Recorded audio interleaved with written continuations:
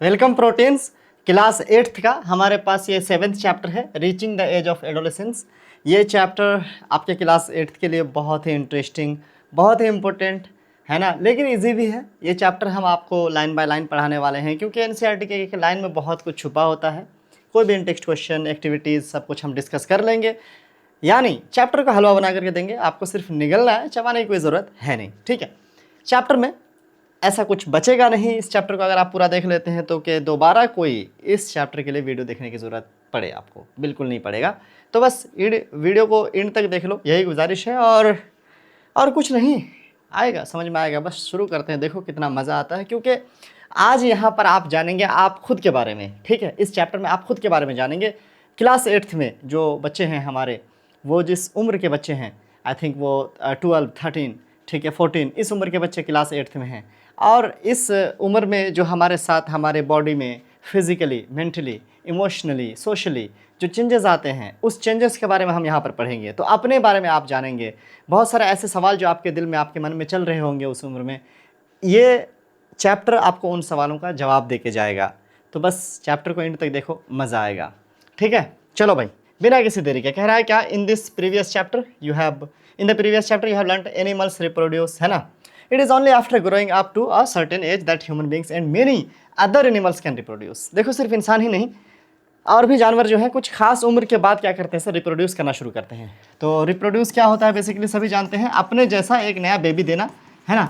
जैसे कि इंसान का एक बच्चा एक इंसान जैसा पैदा होता है, वो रिप्रोडक्शन है। ठीक है, एक सिस्टम है जिसमें क्या होता है कि हमारी जो है पीढ़ी बची हुई रहती है, हमारा जो अस्तित्व है वो हमारा जो है एग्जिस्ट करता रहता है ना। हम ख़त्म नहीं होते, वरना हम जानते हैं कि जितने भी लिविंग बीइंग हैं वो मरते हैं।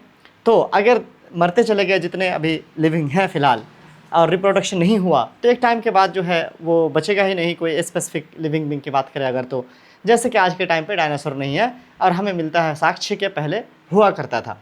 तो रिप्रोडक्शन क्या होता है कि आपने ही जैसा बेबी पैदा करना। और यहाँ पर कह रहा है कि रिप्रोडक्शन करने के लिए एक सर्टेन एज की ज़रूरत पड़ती है। मतलब रिप्रोडक्शन किसी भी एज में नहीं किया जा सकता। 5 साल की उम्र में रिप्रोडक्शन नहीं किया जा सकता।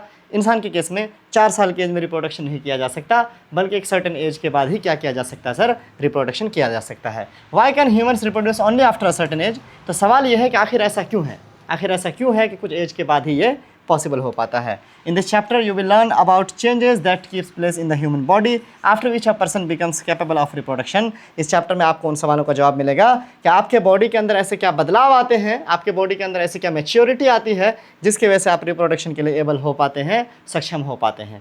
तो आपको बस इन सवालों का जवाब यहाँ पर मिलना है।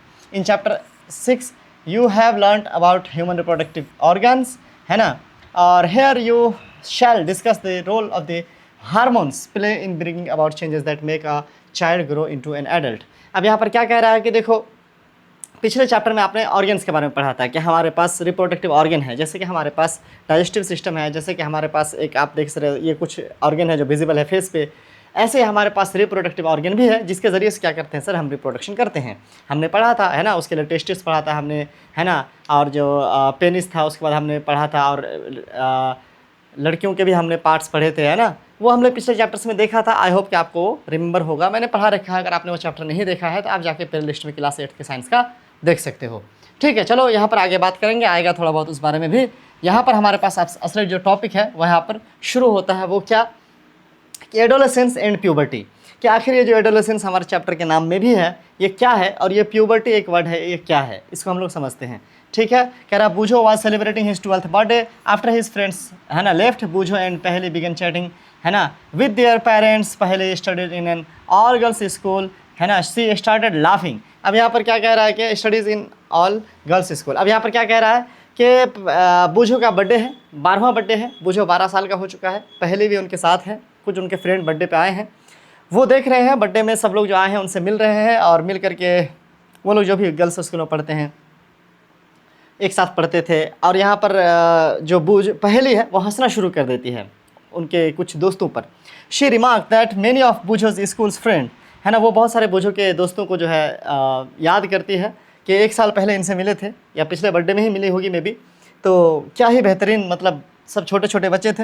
Home she met after years had suddenly shut up in the height, है ना, shoot up in height. Some of them were looking very funny with a hair line of the lips. अब यहाँ पर क्या, एबव देयर लिप्स। अब यहाँ पर क्या कह रहा है कि वो इस बात पे हंसना शुरू करती है कि 1 साल पहले जो बूझो के दोस्तों से वो मिली थी, अचानक से देख रही है कि वो सारे दोस्तों के अंदर काफ़ी बदलाव आ चुके हैं, वो अचानक से लंबे हो चुके हैं।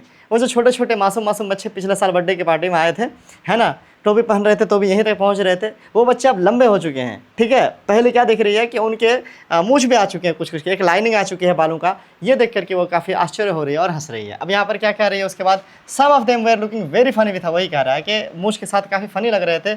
Her mother explain that the boys had grown up, उसकी माँ बोलती है कि बच्चे अब बड़े हो गए हैं। ठीक है, कह रहा है growth begin from the day one born. अब क्या कह रहा है कि जो ग्रोथ है, ग्रोथ का मतलब होता है साइज़ में बड़ा होना, छोटे से बड़ा होना, है ना। जो बेबी 3 किलो का 2 केजी का पैदा होता है ना, वो 50 60 70 केजी का जो हो जाता है ना, एक उम्र के बाद। तो ये जो ग्रोथ है, हाथ पैर बड़े होना, ये बचपन से ही शुरू हो जाता है। यहाँ पर उसकी माँ बताती है, but upon crossing the age of 10 और 11 देयर इज़ अ सडन, है ना, spurt in growth which becomes noticeable. उसकी माँ बताती है कि देखो वैसे तो ग्रोथ चलता रहता है, मतलब 6 से 7 साल की उम्र में, 7 से 8 साल की उम्र में, भाई ग्रोथ तो हमेशा चलता रहता है, बचपन से पैदा होने के बाद चलता रहता है 18-20 साल तक।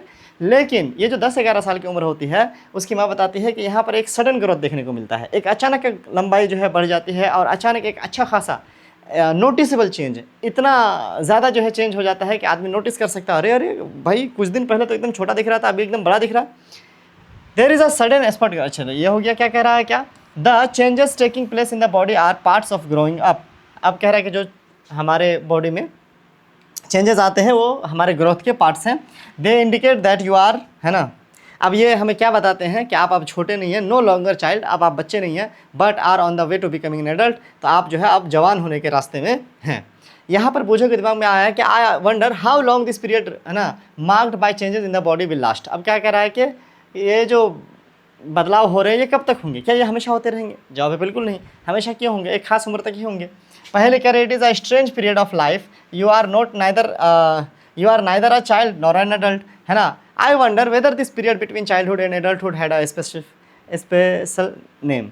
अब ये कह रहे हैं क्या कि अजीब सिचुएशन होता है ये, ना यहाँ पर आप बच्चे रहते हैं, ना यहाँ पर आप बड़े रहते हैं। ठीक है, बड़े आपको बच्चे ही बोलते हैं और बच्चे आपको बड़े बोलते हैं। तो कह रहा है कि मुझे ये काफ़ी अजीब लगता है कि ये कैसा पीरियड है, और मुझे काफ़ी हैरानी होगी कि अगर इस पीरियड का कोई नाम भी हो, क्योंकि बच्चा जवान वो दोनों तो नाम है, लेकिन इस बीच में जो अजीब सा एज है जहाँ पर ना आप बच्चे हैं ना आप बड़े हैं, आप बच्चे से बड़े हो रहे हैं, तो इस एज का भी कोई नाम हो मुझे अच्छा लगेगा। तो यहाँ पर इसी का आंसर जो है नीचे दिया गया है, चलिए देखते हैं। कह रहा है कि growing up is a normal process, जाहिर सी बात है सब में होता है, नेचुरल प्रोसेस सब में होता है, प्राकृतिक है। द पीरियड ऑफ लाइफ, ये ज़िंदगी का हिस्सा है। When the body undergoes changes, है ना, leading to reproductive maturity is called adolescence. अब आप चाहें तो यहाँ पर क्या कर सकते हैं, यहाँ से आप इसको मार्क करके अंडरलाइन कर सकते हैं, या फिर क्या हो जाएगा सर, डेफिनेशन भी हो जाएगा एडोलेसेंस का। क्या कि जब आपका बॉडी चेंजेस से गुजर रहा होता है, क्या जब आपका बॉडी चेंज से गुजर रहा होता है, जब आपका बॉडी मेच्योरिटी किस में ला रहा होता है, मेच्योरिटी रिप्रोडक्टिव सिस्टम में ला रहा होता है। देखो वैसे तो आपके बॉडी के अंदर बहुत सारे चेंजेस आएंगे, लेकिन ख़ास चेंज क्या होगा कि आप रिप्रोडक्टिव वे से आप क्या हो जाएंगे सर, मेच्योर होंगे, आप बच्चे पैदा करने में सक्षम होंगे, आप रिप्रोडक्शन में हिस्सा ले पाएंगे। इस लेवल की चेंज आपके बॉडी में आने वाली है ना, जब शुरू होता है, इसको हम बोलते हैं एडोलेसेंस। क्या बोलते हैं इस एज को, एडोलेसेंस, है ना। वह एज यहाँ पर क्या कह रहा है कि वो पीरियड ऑफ लाइफ, यहाँ से आप कह सकते हैं, यहाँ से कर लो, वह पीरियड ऑफ लाइफ जब आपका बॉडी चेंज हो रहा होता है ना, जब रिप्रोडक्टिव मेच्योरिटी पा रहा होता है आपका बॉडी, उस उम्र में जो होता है उसको हम बोलते हैं एडोलेसेंस। यानी एडोलेसेंस क्या हुआ, एक एज हुआ, कहाँ से कहाँ तक हो गया, लगभग 10-12 से लेकर 18-19 तक। Adolescence begins around the age of 11, लगभग 11 में, है ना, और लास्ट अप टू 18 और 19, और लगभग 18 से 19 तक जो है ये चलता है। सिंस दिस पीरियड, है ना, ours the teens, covers the teens. अब इस पीरियड में आप अगर देखोगे तो 13 से लेकर 14, 15, 16, 17, 18, 19 यहाँ तक आता है। चूँकि इसमें सारे टीन्स आते हैं, इसीलिए आप कह सकते हो, है ना, कि adolescents are also called teenagers. क्या कहा जाता है उसको, टीनेजर्स कहा जाता है। चूँकि ये जो 11 से लेकर 19 तक के बीच का जो एज है, इसमें सारे ही टीन्स वाले नंबर आते हैं, इसीलिए एक और नंबर उसको दिया गया है जो एडोलेसेंस है। अच्छा, एडोलेसेंस एक एज का पीरियड है, और जो इस पीरियड में होते हैं, जैसे आप बच्चे इस उम्र में हैं अभी, तो आपको एडोलेसेंट कहेंगे। क्या कहेंगे, एडोलेसेंट। एडोलेसेंस एक पीरियड ऑफ टाइम है, और आप बच्चे हो गए एडोलेसेंट्स। ठीक है। और आप ही एडोलेसेंट्स को हम टीनेजर्स भी कहेंगे। क्या कहेंगे बच्चों? टीनेजर्स भी कहेंगे। तो आप एडोलेसेंट्स भी हुए, आप टीनेजर्स भी हुए, और आप ही के इस टीनेजर वाले नाम से ही हमारे चैनल का नाम क्या है सर? प्रोटीन्स है। क्या है सर? प्रोटीन्स। क्योंकि प्रो मतलब प्रोफेशनल, टीन्स मतलब टीनेजर्स, इसीलिए हमारे चैनल का नाम क्या है? प्रोटीन्स, यानी प्रोफेशनल टीनेजर्स। तो आप बच्चे क्लास 6 से लेके जो 10th तक के बच्चे होते हैं वो नॉर्मली 11 से लेके 19 के बीच के ही होंगे, इसीलिए हमने अपने चैनल का नाम बच्चों के एज के ग्रुप के हिसाब से, उनके नाम के हिसाब से रखा हुआ है। ओके, आपको राज समझ में आया आज हमारे चैनल का? इन गर्ल्स एडोलेसेंट्स में बिगिन ईयर और 2 earlier in the boy than the boys. अब यहाँ पर क्या कह रहा है कि लड़कियों में ना थोड़ा ये पहले शुरू होता है। ये जो उम्र है 11 से लेकर के 19 तक का, ये जो एडोलेसेंस शुरू होने का जो एज है 11 या 12 या 10, इसमें लड़कियां थोड़ी बाजी मार जाती हैं। लड़कियां थोड़ी पहले जो है बड़ी होती हैं या बड़ी होना शुरू हो जाती हैं। Also the period of adolescence varies from the present है ना, पर्सन टू पर्सन, और ये थोड़ा सा पर्सन टू पर्सन फ़र्क भी पड़ता है। कोई लड़की जल्दी बड़ी होती हैं या कोई लड़का जल्दी बड़ा होता है, और कोई लड़की या लड़का लेट से बड़ा होता है। ऐसा पर्सन टू पर्सन वेरी करता है, और मैंने भी ऐसे कई सारे चेंजेस देखे हैं बहुत सारे लोगों में अलग अलग एक ही जगह के। The human body undergoes several changes during adolescence. This changes marks the onset of puberty. अब यहाँ पर क्या कह रहा है कि इस उम्र में जो बहुत सारे चेंजेस आते हैं, तो जब वो चेंजेस आना शुरू होता है, क्या मैं वर्ड बता रहा हूँ देखो, जब वो चेंजेस आना शुरू होता है उस चेंजेस को ही हम लोग क्या कहते हैं सर? प्यूबर्टी कहते हैं। क्या कह सकते हैं? This changes marks the onset of puberty, है ना। तो जो सब चेंजेस आते हैं आपके बॉडी के अंदर वही आपकी प्यूबर्टी है। क्या है सर?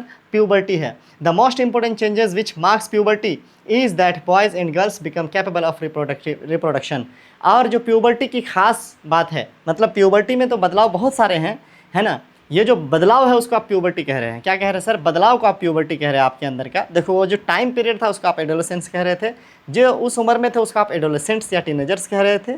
जो बदलाव आपके अंदर आ रहे हैं उसको आप प्यूबर्टी कह रहे हैं कि आपके अंदर प्यूबर्टी आ रही है, यानी आपके अंदर बदलाव आ रहा है।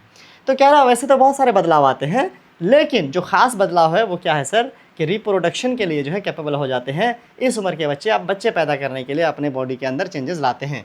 अब यहाँ पर क्या कह रहा है? रिप्रोडक्टिव मैच्योरिटी जो है यहाँ पर आना शुरू होते हैं, और puberty ends when an adolescent reaches reproductive maturity. और ये जो प्यूबर्टी है ना, ये जो चेंज है ये कब ख़त्म हो जाता है? जब इंसान पूरी तरीके से मैच्योर हो जाता है बच्चे पैदा करने के लिए, यानी 18 साल तक में एक बच्चा या एक बच्ची पूरी तरीके से मैच्योर है, वो आसानी से बहुत अच्छे से बहुत बढ़िया तरीके से वो बच्चे पैदा कर सकता है 18 साल की उम्र में, लड़के लड़कियाँ।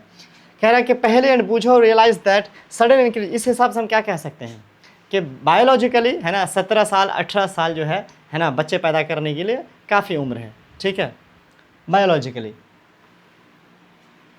पहले and Boojho realise that sudden increase in height and hairy line above the lips in the boys we are sign of adolescence. They wanted to know more about their changes at puberty. ठीक है, मूंछ का आ जाना, height का अचानक से बढ़ जाना, है ना, ये तो हो गया, लेकिन एडोलेसेंस में और भी चेंजेस आते हैं क्या? इस एज में और भी चेंजेस आते हैं क्या? इसके बारे में पहले जानना चाहते हैं, तो यहाँ पर इसका जवाब है येस, और उस जवाब का आंसर आपको धीरे धीरे एक एक करके दिया जाएगा। सबसे पहले लिखा है चेंजेस एट प्यूबर्टी। क्या क्या चेंजेस आते हैं? पहला चेंज है इंक्रीज इन हाइट, जिसके बारे में हम ऊपर भी डिस्कस कर चुके हैं कि इसमें हाइट इंक्रीज होता है। द मोस्ट है ना conspicuous change during puberty is the sudden increase in height. भाई बहुत आसानी से दिख जाने वाला जो चेंज है ना, वो क्या है आपका? सडन इंक्रीज, क्या अचानक से बढ़ गए, लंबा हो गया। In this time the long bones है ना, the long bones that is the bones of the arms and the legs elongate and make a person tall. मेरे बहुत नज़दीक से पढ़ने पर ना ये बोर्ड पे भाई दिक्कत होती है, आंखों में चुभ रहा होता है, ठीक है, वाइट कलर भी है। तो यहाँ पर क्या कह रहा है कि देखो इस वक्त आपके हाथ पैर की हड्डियाँ लंबी होती हैं, और जिसकी वजह से बॉडी में एक खासा जो है लंबाई देखने को मिलता है। अब एक एक्टिविटी दी गई है, इस एक्टिविटी में आपने कुछ नहीं करना है ना। मैं बता देता हूँ इस एक्टिविटी में है क्या, कि यहाँ पर आपको एक चार्ट दिया हुआ है, इसमें आपको दिया हुआ है कि किस उम्र तक कितने % जो है आपकी ग्रोथ हो जाती है। कहने का मतलब है कि अगर आप 100% लंबे होंगे, जितनी लंबाई होगी लास्ट तक वो अगर 100% है, तो 8 साल की उम्र तक में लड़के 72% लंबे हो चुके हैं, लड़कियां 77% यानी 77, और 9 साल तक में लड़के 75 जबकि लड़कियां 81, 10 साल तक में लड़के 78% ग्रोथ उनका हो चुका है हाइट में, जबकि गर्ल्स का 84, 11 में 81, 88, 12 में 84, 91। अगर आप देखेंगे तो लड़कियां क्या हो रही है सर, कम एज में, जैसे 12 एज है इसका, 12 में लड़के 84% ग्रोथ इनका हुआ, अभी इनका 16% बचा है, जबकि लड़कियों का 91 हो चुका है, सिर्फ 9% जो है इनका बचा है। तो एक अच्छा खासा डिफरेंस हम लोगों को देखने को मिलता है कि लड़कियां जो है हाइट में भी बहुत पहले जो है लंबी हो जाती हैं जितना उनको मैक्सिमम होना है। इस तरीके से 13, 14 है ना, आप यहाँ पर पूरा लिस्ट देख सकते हो। अगर आप इसमें नोटिस करोगे तो क्या होता है सर कि 18 में जाकर के दोनों बराबर हो जा रहे हैं, 17 में भी 99 और 100 है लगभग, तो 17 साल में जाकर के दोनों बराबर हो जा रहे हैं लगभग। यानी उधर तो एक डिफरेंस देखने को मिलता है, नीचे कम उम्र में 10, 11, 12, 13 साल में एक डिफरेंस देखने को मिलता है कि लड़कियाँ जल्दी बड़ी हो रही हैं, लड़के जल्दी बड़े नहीं हो रहे हैं, लेकिन 18 साल तक जाते जाते दोनों क्या हो जाते हैं सर, अपने पीक हाइट को पहुंच जाते हैं। अब यहाँ पर लिखा हुआ है कि अगर आप चाहें तो अपने मैक्सिमम हाइट को कैलकुलेट कर सकते हैं। उसके लिए क्या करना है सर, अभी आपका जितना हाइट है उसको यहाँ पर लिख देना है ना, और आपकी जो एज है उसमें कितना, जैसे अगर आपकी एज 17 है तो आप यहाँ पर 99% आपका हाइट हो चुका है ना ग्रोथ, वही आप लिस्ट से देख लेंगे आपके एज के हिसाब से, जितना आपका एज है उसका परसेंट आप नीचे लिख देंगे, उसके अलावा 100 से इसको मल्टीप्लाई कर देंगे। एग्जाम्पल दिया हुआ है क्या कि एक लड़का अगर 9 साल का है और मान लीजिए 120 सेंटीमीटर उसकी अभी हाइट है, तो ये 120 ऊपर लिख दिया गया, और चूंकि वो 9 साल का है तो 9 साल में उसका ग्रोथ कितना परसेंट हुआ है, 75% हुआ है ना, तो 75% आपको 75 नीचे लिख दिया, इसको 100 करके मल्टीप्लाई करके 160 सेंटीमीटर इसका आंसर आया है।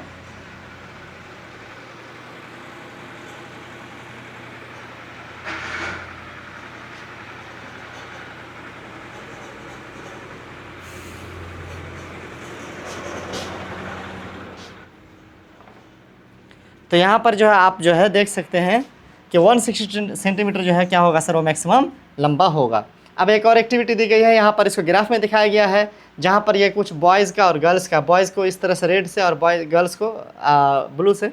ये अगर आप देखेंगे तो लड़कियां हमेशा मतलब नीचे 8 साल से ही 9 साल से ही ये लड़कियां हमेशा ऊपर है, मतलब इनकी हाइट तेज़ी से बढ़ रही है, और 18 साल जाते जाते दोनों बराबर हो जा रहे हैं, यानी दोनों का हाइट जो है पीक पे पहुंच जा रहा है। ठीक है, इधर अगर आप देखेंगे तो लड़कियों की ग्राफ का हाइट ज़्यादा है, मतलब लड़कियाँ पहले लंबी हो रही हैं।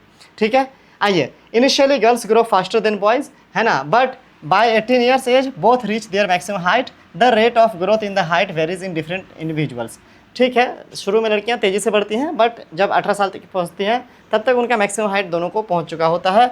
सम में grow suddenly at puberty and then slow down while other में ग्रो ग्रेजुअली।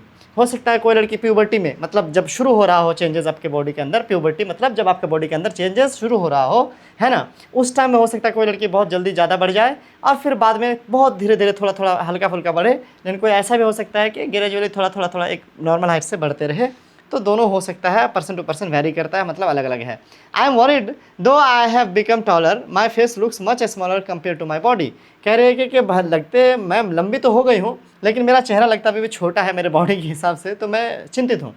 चिंतित होने की कोई ज़रूरत नहीं है, क्यों, there is no need for Paheli to worry, Paheli को चिंता करने की ज़रूरत नहीं है। All parts of the body not grow at the same rate, हमेशा मतलब इस उम्र में, खासकर प्यूबर्टी में, एडोलेसेंस में एक ही जैसे हमारे हाइट में बॉडी का ग्रोथ नहीं होता है। हो सकता है कि कोई पार्ट थोड़ा जल्दी जो है बड़ा हुआ हो और बाद में कोई दूसरा पार्ट जो है ग्रो हो रहा हो।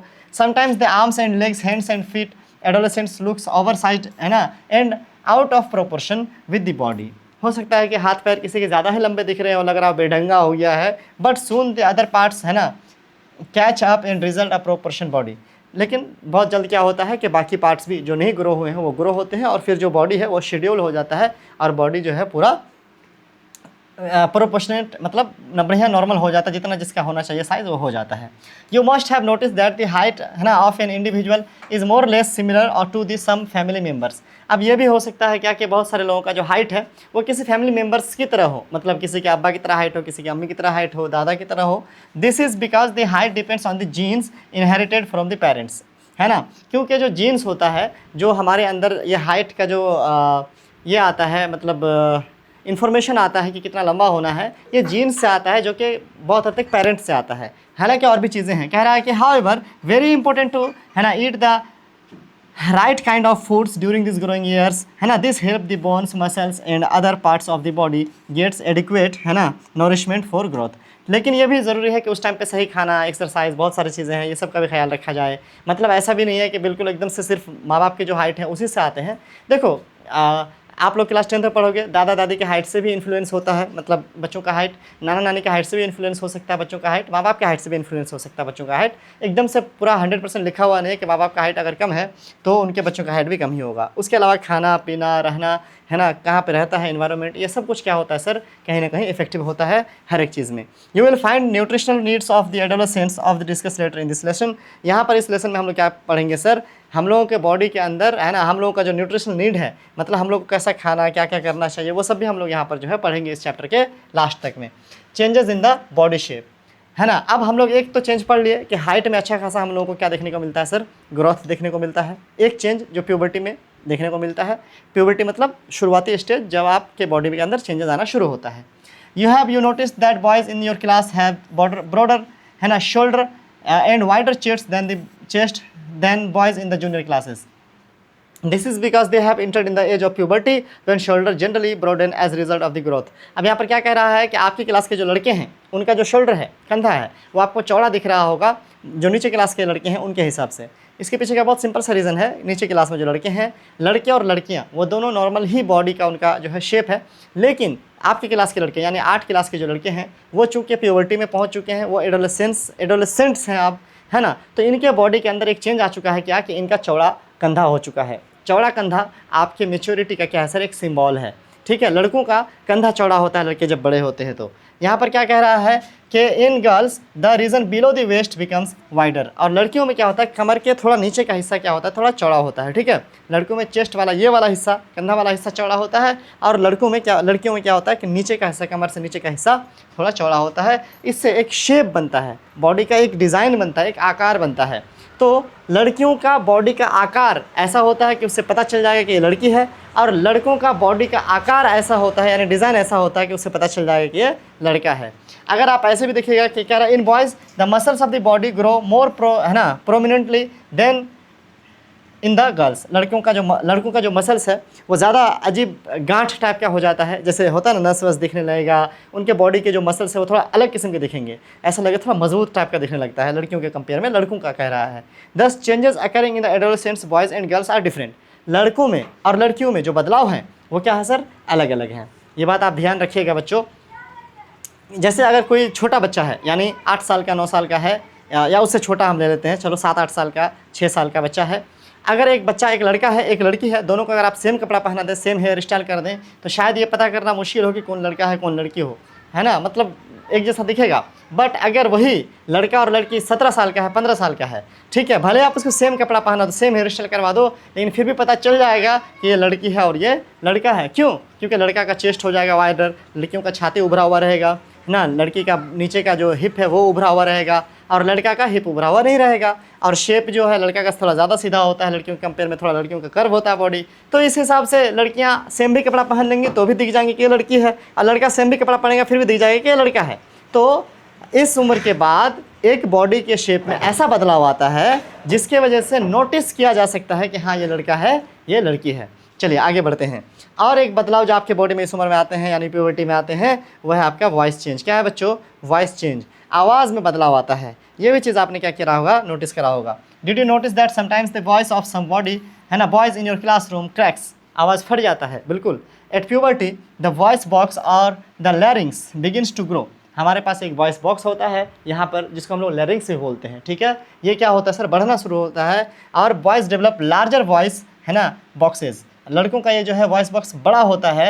The growing voice box in the boys can be seen as a, है ना, protruding part of the throat. आपके गर्दन पे, थ्रोट पे एक बड़ा हुआ, उभरा हुआ जो है पार्ट भी देख सकते हैं लड़कों में। Called Adam's apple. In girls the larynx is, है ना, hardly visible from the outside because of its small size.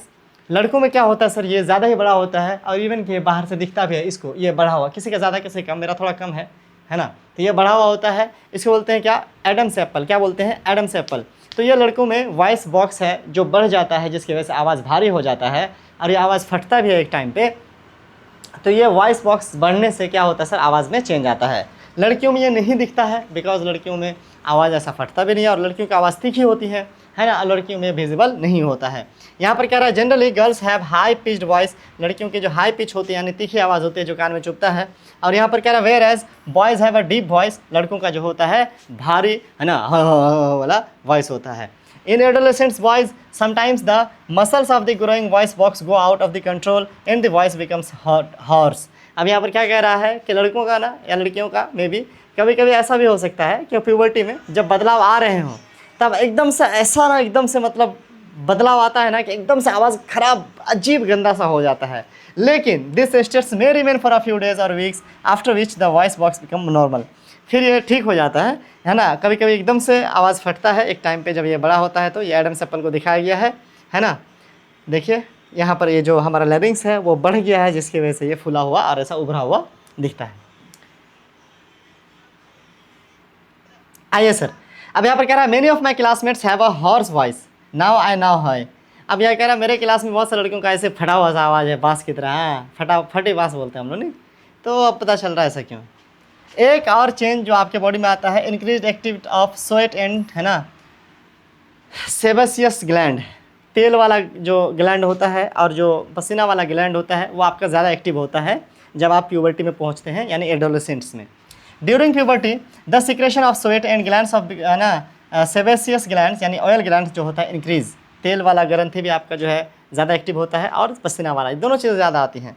Many young people get acne, बहुत सारे लोगों को एक्ने यानी पिंपल्स भी आ जाते हैं तेल वेल आने की वजह से। तेल वेल क्या है कि आप अगर फेस अगर अच्छे से धो के भी आए हैं थोड़ी देर के बाद ऐसे छुइएगा तो आपको थोड़ा सा क्या लगेगा सर, ऑयली टाइप का लगेगा। A few glands such as sweat glands, oil glands and salivary glands release their secretion through the ducts, endocrine glands release hormones है ना डायरेक्टली इनटू द है ना blood stream, so they are also term ductless gland. देखो gland दो किस्म के होते हैं, ग्लैंड बेसिकली दो किस्म के हमारे बॉडी में पाए जाते हैं मेनली है ना, मेनली क्या दो ही किस्म में कहो ना, एक क्या होता है इंडोक्राइन, एक होता है एक्सोक्राइन। इंडोक्राइन ग्लैंड्स ऐसे होते हैं जिनके पास स्पेशल कोई नली नहीं है, ग्लैंड का काम होता है हार्मोन निकालने का। क्या काम होता है, ग्लैंड का काम होता है हार्मोन निकालने का। आप ये बात दिमाग में बैठा लो, क्या gland is equal to hormone. तो ये जो हार्मोन निकालेगा इसके पास अलग से पाइप नहीं होता है कुछ ग्लैंड्स के पास, बल्कि वो हार्मोन को ब्लड के साथ ही भेजता है, बॉडी के जिस पार्ट में भेजना होता है वो होता है इंडोक्राइन। और कुछ ऐसे ग्लैंड्स होते हैं जिनके पास अपना पाइप होता है और उस पाइप से अपना हार्मोन वो भेजता है या अपना जो भी प्रोडक्ट है वो भेजता है, उसको बोलते हैं एक्सोक्राइन ग्लैंड। जैसे हम थूक निकालते हैं तो थूक के लिए अलग सा पाइप है ग्लैंड के पास, लेकिन हमारे पास बहुत सारे ऐसे भी ग्लैंड्स हैं जो यहाँ पर पढ़ेंगे, जैसे कि आप लिखा सैलिवरी ग्लैंड्स, इसके पास अपना ट्यूब है, स्वेट ग्लैंड्स के पास अपना ट्यूब है। लेकिन कुछ ऐसे जैसे हार्मोन्स निकालने वाले होते हैं जो डायरेक्ट ब्लड में मिलते हैं उसके पास ट्यूब नहीं है, तो वो क्या कहलाते हैं सर, इंडोक्राइन कहलाते हैं। क्या कहलाते हैं, इंडोक्राइन कहलाते हैं। चलिए आगे इस चैप्टर में इंडोक्राइन के बारे में और है तो हम लोग देखेंगे। अब यहाँ पर आइए सर, क्या लिखा हुआ है, पिंपल्स वगैरह निकल जा सकते हैं है ना स्वेट ग्लैंड और जो आपका तेलिया ग्लैंड है इसके एक्टिव होने की वजह से, because of the increase activity of the glands of the skin है ना, आपके स्किन का जो ग्लैंड्स है वो ज़्यादा एक्टिव होने की वजह से ऐसा पिंपल या है ना कुछ हम लोग को देखने को फुंसी उनसे देखने को मिल जाता है इस उम्र में। अगला जो चेंजेस इस उम्र में देखने को मिलता है वो है डेवलपमेंट ऑफ सेक्स ऑर्गन्स। देखो हमारे बॉडी के सेक्स ऑर्गन तो पहले से ही पाए जाते हैं, यानी जब बच्चा पैदा होता है तो पेनिस तो तभी से भी है, लड़का की बात कर रहे हैं हम है ना। इस तरीके से लड़कियों के जो पार्ट्स हैं वो भी पहले से ही हैं, लेकिन वो डेवलप नहीं है, वो बड़ा नहीं है, या वो जितना होना चाहिए जैसा होना चाहिए जो कैपेसिटी उसके अंदर होनी चाहिए वो कैपेसिटी नहीं है, सिर्फ वो एक है छोटा सा काम का। लेकिन जब आप इस उम्र में आते हैं तब आपका जो सेक्स ऑर्गन है वो क्या होता है सर, बड़ा होना शुरू होता है। अब ये सेक्स ऑर्गन क्या क्या है, यही हम लोग का रिप्रोडक्टिव ऑर्गन भी है जो हमने पिछले चैप्टर में क्लास 8th में ही हमने पढ़ा हुआ है, 6th चैप्टर में है कि नहीं है। Look up the figure 6.9 and 6.3 of the previous lesson which shows sex organs of humans, वही वाला है ना, ये पेनिस वाला एक जो था ना ऐसा वाला, और एक आपका लड़की वाला ये जो है ना ऑर्गन था, इसी ऑर्गन की बात कर रहा है कि आप ये फिगर देखिए है ना, जो सेक्स ऑर्गन है at puberty male sex organ like the testis and the penis develop completely. लड़कों में जो खास करके जो टेस्टिस और पेनिस है जो सेक्स ऑर्गन है ये क्या होता है, कम्प्लीटली डेवलप हो जाता है ना, इसके अंदर पूरी जो है पावर आ जाती है, कैपेसिटी आ जाती है। The testis also begins to produce sperm, और ये खास बात है कि टेस्टिस में स्पर्म आना शुरू हो जाता है, यही स्पर्म वो चीज़ है जिसकी वजह से बच्चे पैदा होते हैं।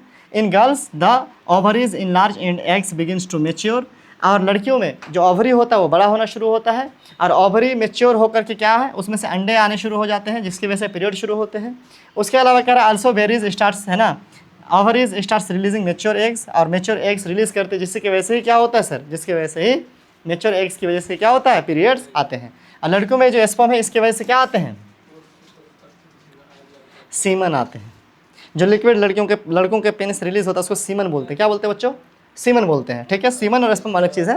और जो लिक्विड लड़का लोग रिलीज करता है वो हो गया सीमन, उसमें स्पर्म पाया जाता है। स्पर्म एक तरह का सेल है, ठीक है। लड़कियां जो पीरियड आती है, पीरियड ही उसका ये नहीं है, मतलब एग नहीं है, बल्कि एग उसमें एक ठो होगा, ठीक है। पीरियड तो पूरा जो है आगे है, छोड़ो मैं अभी क्या बोलूँ, आगे थोड़ा सा है डिटेल तो वहाँ देख लेंगे।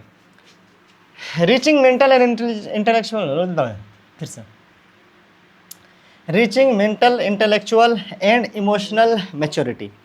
हमारे बॉडी के अंदर जो अलग अलग चेंजेस हम अभी तक यहाँ पर नोटिस कर रहे थे, पढ़ रहे थे, उसमें से ये चेंजेस था फिजिकली जो हम देख रहे थे कि ठीक है हाइट ग्रोथ हो गया, हमारे बॉडी के पार्ट्स ग्रोथ हो गए, वॉइस बॉक्स में जो चेंज आया। लेकिन इसके साथ साथ ना मेंटली भी क्या होता है, इस वक्त बच्चा बढ़ रहा होता है, सोचने का तरीका भी क्या होता है सर इस उम्र में डेवलप हो रहा होता है। आप अपने बारे में ज़्यादा अवेयर होते हैं, खुद के बारे में ज़्यादा जानते हैं, अपने बारे में ज़्यादा सोच पाते हैं, आप अपने माहौल के बारे में सोशली इमोशनली ज़्यादा क्या होते हैं सर, कनेक्टेड होते हैं और अवेयर होते हैं। Adolescence is also a period of change in a persons way of thinking, है ना। सोचने का तरीका में भी क्या आता है सर, आपका बदलाव आता है। Adolescents are more independence than before and care are also self conscious. और इस वक्त जो है लड़का या लड़की क्या होता है सर, सेल्फ कॉन्शियस होता है, यानी अपने बारे में थोड़ा ज़्यादा समझता है। अब ज़्यादा वो अपना ख्याल रख सकता है ना, अपने बारे में ज़्यादा सोच सकता है। Intellectual development takes place and they tends to spend considerable, है ना, टाइम थिंकिंग। अब यहाँ पर क्या कह रहा है सर, वो सोच सकता है कुछ ऐसे ज़रूरत पड़ने पर, है ना। कंसिडरेबल कह रहा है कि जो सोचने की चीज़ें हैं वो सोच सकता है। In fact it is often the time one's life when the brains has the greatest capacity of learning. और इस वक्त जो है आपके ब्रेन के अंदर सीखने की जो कैपेसिटी है वो भी बहुत ज़्यादा होती है। आपका ब्रेन जो है चाहे तो बहुत कुछ इस वक्त सीख सकता है। इसीलिए इस उम्र में यानी 8 क्लास में, 6 क्लास में, 7 क्लास में, ठीक है, 9 क्लास में, 10 क्लास में, ये जो आपका जो एज है ना, ये आपका सीखने का उम्र है। आपका जो ब्रेन है ना, इसकी कैपेसिटी बहुत हाई है अभी इसका पूरा फ्रेश इसका रैम रोम है। तो आप इसका पूरा यूज़ करो और भरपूर इसमें डेटा भर लो और भरपूर नॉलेज जो है अभी आप गेन कर लो। जितनी चाहे किताबें पढ़ लो, जितने चाहे लेक्चर्स देख लो, जितने चाहे आप जहाँ से चाहो सीखो, क्योंकि यहाँ पर आपकी जो कैपेसिटी है सीखने की वो क्या है सर, बहुत ज़्यादा है। क्या रहा है क्या, sometimes however an adolescents may feel insecure while trying to adjust to the changes in the body and mind. अब हो सकता है इस वक्त सोचने में थोड़ी ये दिक्कत हो, आपके बॉडी के अंदर अजीब अजीब चेंजेस आ रहे होते हैं। अब सोचो एक लड़की को अचानक पीरियड आ जाएगा तो क्या उसको प्रॉब्लम नहीं होगी, भाई जो ये चीज़ कभी नहीं हो रहा था अचानक से क्यों हो गया, है ना। तो इस तरीके से लड़कों में भी होता है कि भाई अजीब बाल आ रहे हैं किधर इधर उधर, कैसे करें भाई, कैसे होगा, ये क्यों आ रहा है, क्या हो गया हमें, ये मूछ कहाँ से आ गया भाई, है ना, ये इधर कहाँ से बाल आ रहे हैं। तो कुल मिलाकर के बात यह है कि इस वक्त हो सकता है कि इंसान परेशान भी हो और अपने सोचने के तरीके से, अपने दिमाग में चल रहे अजीब अजीब ख्यालात से हो सकता है इंसान परेशान हो, पर परेशान होने की ज़रूरत नहीं है। बट एज एडोलेसेंट्स लर्नर्स, है ना, you should know that there is no reason to feel insecure. लेकिन आपको इनसिक्योर होने की कोई ज़रूरत नहीं है, आपको परेशान होने की कोई ज़रूरत नहीं है। These changes are natural parts of growing up. ये नेचुरल पार्ट है, ये बदलाव तो आना ही है आपके बॉडी में और ये सब के साथ होता है, हर एक इंसान के साथ होता है। तो सिर्फ ये आप ही के साथ नहीं हो रहा, इसीलिए आपको परेशान होने की ज़रूरत नहीं है। इस उम्र के बच्चे जो होते हैं, इसके बारे में एक दो बात और मैं कहूँगा। इस उम्र के बच्चों को माँ बाप की बातें अच्छी नहीं लगती हैं। इस उम्र के बच्चे दोस्त बनाना शुरू करते हैं। इस उम्र में ज़्यादा नई चीज़ें ट्राई करने में अच्छा लगता है। इस उम्र में आप अपोजिट सेक्स के प्रति क्या करते हैं सर, अट्रैक्ट होते हैं। लड़के लड़कियों के लिए अट्रैक्ट होते हैं और सेम वाइस वर्सा। और इस उम्र में जो होता है आपको बड़ों की बातें अजीब झिड़की सी लगती हैं। और एक ख़ास चीज़ जो मैं कहूँगा, मैंने जो नोटिस किया है कि 18-20 साल तक के बच्चे ये अपने आप को समझते हैं कि ये जो सोच रहे हैं वो बहुत सही सोच रहे हैं। मतलब समाज इनको बहुत तुच्छ नज़र आ रहा होता है कि ये ऐसा क्यों कर रहा है, वो ऐसा क्यों कर रहा है, बड़े ऐसा क्यों कर रहे हैं, ये समाज ऐसा क्यों नहीं कर रहा, हम होते तो ऐसा कर देते, है ना, ये गलत कर रहा है, स्कूल गलत कर रहा है, मैनेजमेंट गलत कर रहा है, मुखिया जी गलत कर रहे हैं। तो कहने का मतलब है कि इस उम्र के अंदर आपके दिमाग में बहुत सारे सवाल आते हैं और आपको लग रहा होता है कि आप जो समझ रहे हैं वही सही है। निकलो इस गलतफहमी से, ऐसा बिल्कुल भी नहीं है। ठीक, जैसे जैसे फिर बड़े होंगे समझ में आएगा कि अगर बड़ा बोल रहा है तो कोई बात है इसमें। ले भाई, एक और कुछ दिया है, सेकेंडरी सेक्सुअल कैरेक्टर्स। और इसके अलावा प्राइमरी तो ये सब हो गया, है ना। सेकेंडरी के बारे में बात कर रहा है कि और भी चीज़ें हैं हमारे बॉडी में जो सेक्सुअल कैरेक्टर्स हैं। क्या, you have learn in the chapter 6 that testis and the ovaries are the reproductive organs. ये तो सबसे ज़रूरी ऑर्गन्स हो गए ना भाई, है ना। सेक्सुअल कैरेक्टर में ये तो सबसे इंपॉर्टेंट हो गए। कौन, अगर मान लीजिए लड़के के केस में बोलेंगे तो सबसे इंपॉर्टेंट हो गया टेस्टिस जो स्पर्म प्रोड्यूस करता है, और लड़की के केस में सबसे हो गया क्या, ओवरी जो कि एग प्रोड्यूस करता है। ये तो सबसे इंपॉर्टेंट हो गया। दे प्रोड्यूस द गैमेट्स, ये गैमेट्स प्रोड्यूस करते हैं, यानी स्पर्म और एग प्रोड्यूस करते हैं। दैट इज स्पर्म एंड ओवा, वही एग को ओवा कहा जा रहा है। इन गर्ल्स, है ना, breasts begin to develop at the puberty. लेकिन देखो बच्चे पैदा करने के लिए तो ये दोनों की ज़रूरत है, खास करके किसकी, स्पर्म की ज़रूरत है और ओवा की ज़रूरत है। लेकिन इसके अलावा भी कोई पार्ट है जो ग्रो होना होता है, इसलिए कह रहा है सेकेंडरी सेक्सुअल कैरेक्टर, कि इसके अलावा भी कुछ पार्ट होते हैं जो हमारे बॉडी में क्या होते हैं सर, ग्रो होते हैं। क्या वो है कि इनके बॉडी में प्यूबर्टी जो है, प्यूबर्टी में जो स्तन है ना, वो भी लड़कियों का ब्रेस्ट जो है क्या होता है सर, डेवलप होना शुरू होता है, छाती जो है उभार आना शुरू होता है। कह रहा है and boys begins to grow facial hair, और लड़कों के चेहरे पे दाढ़ी मूछ वगैरह आना शुरू होता है। दैट इज़ मोस्टेक, यानी वही दाढ़ी, सॉरी मूछ और बियर्ड मतलब दाढ़ी। As this features help to distinguish the male from the female, they are called the secondary sexual characteristic. अब यह क्या कह रहा है कि चूँकि इससे क्या होता है सर, लड़के और लड़कियों में फ़र्क पता चलता है। क्या पता चलता है सर, फ़र्क पता चलता है, इसीलिए इसको सेकेंडरी सेक्सुअल कैरेक्टर बोलते हैं। क्या बोलते हैं, सेकेंडरी सेक्सुअल कैरेक्टर। फर्स्ट नहीं है, ये प्राइमरी नहीं है। लड़के और लड़कियों में स्तन देख करके, दाढ़ी वाड़ी देख करके आप फ़र्क पता कर सकते हैं कि लड़का है लड़की है, ये सेकेंडरी है, बच्चे पैदा करने के लिए ज़रूरी नहीं है। ठीक है। Boys also develop hair on their chest. Primary क्या हो गया सर, टेस्टिस हो गया, और आपको भाई भूल कैसे, मैं ये लड़की वाला पार्टी में भूल कैसे जाता हूँ भाई, ओवरी हो गया। ठीक है, ये प्राइमरी है पार्ट, लेकिन ये जो है ना, जो भी है छाती वाती होना, ये वो होना, ये सब सेकेंडरी है। ये ज़रूरी नहीं है बच्चे पैदा करने के लिए, लेकिन ये भी होता है सेक्सुअल डिफरेंस के लिए। In both boys and girls, है ना, hair grows under the arms in the region above the thigh और द प्यूबिक रीजन। और लड़कियाँ लड़कियों दोनों में, है ना, आर्म्स के नीचे का बाल आना और फिर, है ना, नाफ के नीचे का बाल आना, ये सब शुरू होता है। बोथ बूझो एंड पहले विशेष to know what initiate changes at puberty. Initiates changes at puberty. ठीक है, ये बात तो समझ में आ रहा है कि ये सब चेंजेस हमारे बॉडी के अंदर होते हैं, लेकिन पहले और बूझो ये जानना चाहता है कि आखिर कौन है जो ये बदलाव हमारे शरीर के अंदर लेके आ रहा है। आखिर ऐसा क्या हो गया 10-11 साल में, आखिर पहले क्या ऐसा नहीं था। कह रहा है कि these changes which occurs at the adolescence are controlled by the hormones. अब ये बहुत इंपॉर्टेंट है कि हमारे बॉडी में ये जो बदलाव आ रहे हैं ना, ये किसकी वजह से आ रहे हैं, हार्मोन्स की वजह से आ रहे हैं। याद रखिएगा, हार्मोन्स आर केमिकल सब्सटेंसेस। याद रखिएगा, हार्मोन क्या होता है, केमिकल चीज़ होती है, एक तरह का लिक्विड टाइप कह लो, केमिकल होता है जो हमारे बॉडी में रिलीज होता है। हार्मोन्स कौन रिलीज करता है, ग्लैंड्स रिलीज करता है। These are secretion from the endocrine glands. अब इंडोक्राइन बोला है, इंडोक्राइन मतलब ऐसे ग्लैंड्स, है ना, जो कि डायरेक्ट अपना जो लिक्विड है, जो अपने प्रोडक्ट्स हैं, वो डायरेक्ट ब्लड के जरिए से क्या करते हैं सर, पूरे बॉडी में भेजते हैं। तो इंडोक्राइन ग्लैंड्स क्या करता है, ऐसे कुछ हार्मोन सिक्रेट करते हैं। इंडोक्राइन सिस्टम कहलाता है जो इस तरह का पूरा सिस्टम हमारे बॉडी में पाया जाता है। द मेल हार्मोन और द टेस्टोस्टेरोन। अब ये बहुत इंपॉर्टेंट है, इसको अंडरलाइन कर लीजिए। क्या मेल हार्मोन को क्या बोलते हैं सर, टेस्टोस्टेरोन बोलते हैं। क्या बोलते हैं, टेस्टोस्टेरोन बोलते हैं। ठीक है, हमारे बॉडी में लड़कों में जो खास चेंज लाने के लिए जो हार्मोन है उसका नाम क्या है सर, टेस्टोस्टेरोन है। क्या नाम है, टेस्टोस्टेरोन। अब आप कह रहे begin to release this testis at the onset of puberty. जब प्यूबर्टी स्टार्ट होता है तो हमारा जो टेस्टिस है वो ये वाला हार्मोन रिलीज करता है। हमारा टेस्टिस एक तरह का ग्लैंड हो गया जो ये हार्मोन रिलीज कर रहा है। कौन सा हार्मोन, टेस्टोस्टेरोन हार्मोन रिलीज कर रहा है। और ये हार्मोन की वजह से क्या हो रहा है सर, हमारे बॉडी के अंदर जो भी बदलाव लड़का वाला हमारे अंदर आ रहा है गुण, वो इसकी वजह से आ रहा है। This cause changes in the, है ना, boys about which you have just learn. जो भी चेंज हमने पढ़ा वो सब चेंज इसकी वजह से आ रहा है। अब कह रहा for example the growth of facial hair once puberty is reached in the girls ovaries begins to produce the female hormone और एस्ट्रोजन विच मेक्स द, है ना, ब्रेस्ट डेवलप। अब यहाँ पर क्या कह रहा है ना, कि जैसे लड़कों में ये फेशियल हेयर आना, या लड़कों का जो भी है आवाज़ चेंज होना, या लड़कों में जो भी चेंज आप देखे थे वो सब इस हार्मोन की वजह से हो गया, यानी टेस्टोस्टेरोन की वजह से हो गया। लड़कियों में भी क्या होता है सर, लड़कियों में भी ये जो हार्मोन होता है उसका नाम है एस्ट्रोजन। क्या होता है सर, एस्ट्रोजन।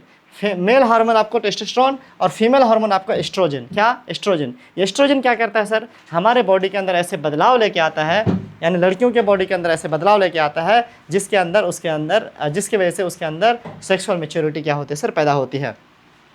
यहाँ पर कह रहा है कि उनके ब्रेस्ट डेवलप होते हैं, जैसे कि उनके, है ना, छाती जो है बढ़ते हैं इसी हार्मोन की वजह से। मिल्क सिक्रेटिंग ग्लैंड्स और द मेमरी ग्लैंड्स, है ना, डेवलप इनसाइड द ब्रेस्ट। और छाती के अंदर दूध, है ना, के लिए ग्लैंड्स जो है डेवलप होते हैं, और ज़रूरत पड़ने पे छाती से दूध भी आता है इसी ग्लैंड्स यानी एस्ट्रोजन की वजह से।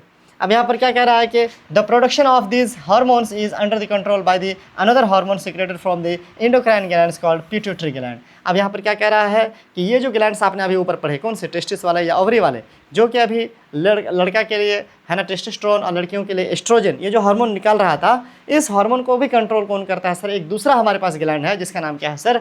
पिट्यूटरी ग्लैंड है। क्या नाम है सर? Pituitary gland. तो पिट्यूटरी ग्लैंड क्या करता है? बेसिकली आपके इस हार्मोन को कंट्रोल करता है। कहने का मतलब देखो, अब हम 11 साल के 10 साल के जब होते हैं या 12 साल के होते हैं, तब जाकर के हमारे अंदर ये चीज़ें शुरू होती हैं, हमारे अंदर ये ग्लैंड्स एक्टिव होकर के ये हार्मोन्स निकालना शुरू करता है। तो आखिर ये कौन मैसेज देता है हमारे बॉडी को कि अब ये ग्लैंड्स आपको निकालना है?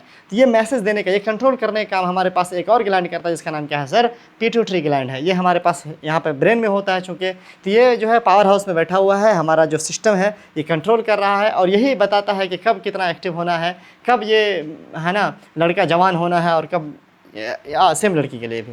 आइए सर हम लोग यहाँ पर पढ़ेंगे इसके बारे में, थोड़ा सा और टेंशन की ज़रूरत नहीं है। यहाँ पर क्या कह रहा है? Role of hormones in the initiating reproductive function. हमारे बॉडी में हार्मोन्स के रोल के बारे में हम लोग यहाँ पर पढ़ेंगे कि हार्मोन्स क्या क्या काम करते हैं। Endocrine glands release hormone into the blood stream to reach a particular body part called target site, है ना। टारगेट साइट मतलब देखो, जैसे छाती यहाँ पर है, अब ब्रेन डेवलप करेगा, ब्रेन एक तरह का लिक्विड केमिकल देगा, है ना, ब्लड को बोलेगा कि तुम वहाँ छाती पे जा करके इसको एक्टिव करो, और छाती में जा करके क्या होगा सर, है ना, ब्रेस्ट डेवलप होंगे। या फिर ये हार्मोन जहाँ पर बनना है, जैसे मान लीजिए ओवरीज में बनना है लड़कियों का, तो वहाँ पर जा करके ब्रेन, जब ब्लड वहाँ पहुँचेगा तो वो केमिकल वहाँ जा करके एक्टिव होगा। तो इस तरह से क्या होता है सर कि इंडोक्राइन ग्लैंड्स जो होते हैं वो हार्मोन निकालता है और ब्लड के ज़रिए से वो जहाँ पे उसको काम करना है वहाँ तक पहुँचता है, उसको बोलते हैं टारगेट साइट। अब यहाँ पर कह रहा है कि the target sites respond to the hormones, और हार्मोन्स का रिस्पॉन्ड करता है, मतलब जवाब में जो चेंजेस आना होता है वो करता है। There are many endocrine glands or ductile glands in the body. Ductile मतलब पाइप वाला ग्लैंड, जैसे थूक वाला ग्लैंड पाइप वाला है, और ऐसे इंडोक्राइन ग्लैंड मतलब जो पाइप वाला नहीं है बल्कि डायरेक्ट क्या करता है, अपने हार्मोन्स को ब्लड के ज़रिए से फ्लो कराता है। चलिए यहाँ पर कह रहा है कि the testis and the ovaries secrets sex hormones. ये टेस्टिस और ओवरीज लड़के और लड़कियों में क्या करते हैं सर? सेक्स हार्मोन क्या करते हैं? रिलीज करते हैं। हमने ऊपर पढ़ा भी था टेस्टोस्टेरोन और क्या पढ़ा हमने?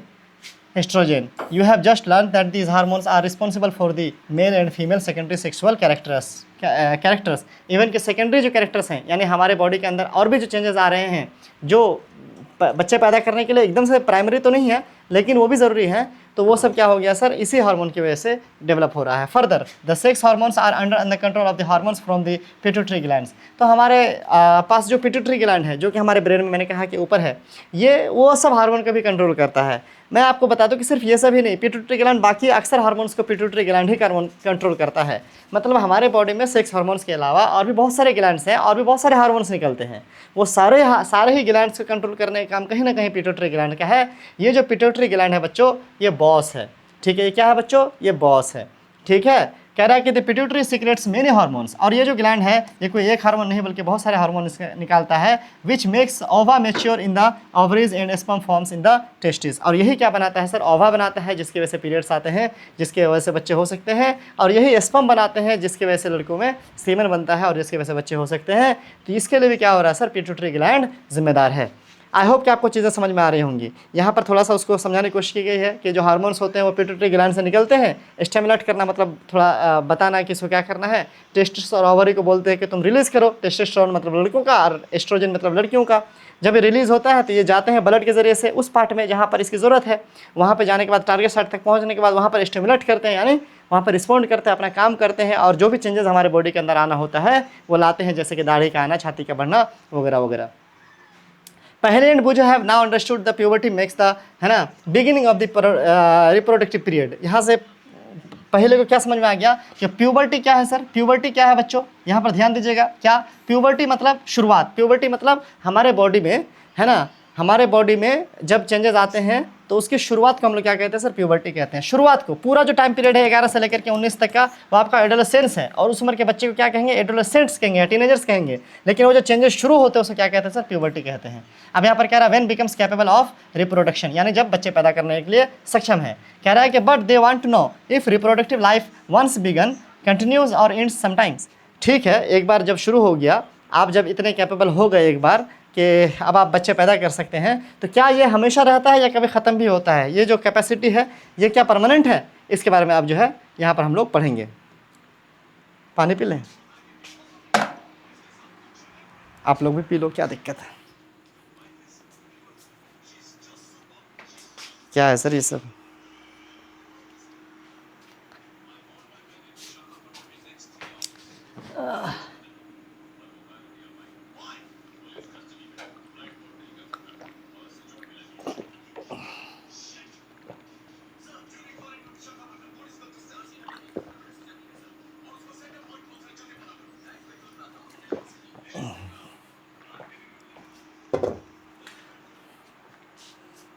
नींबू सब खराब हो गया हो?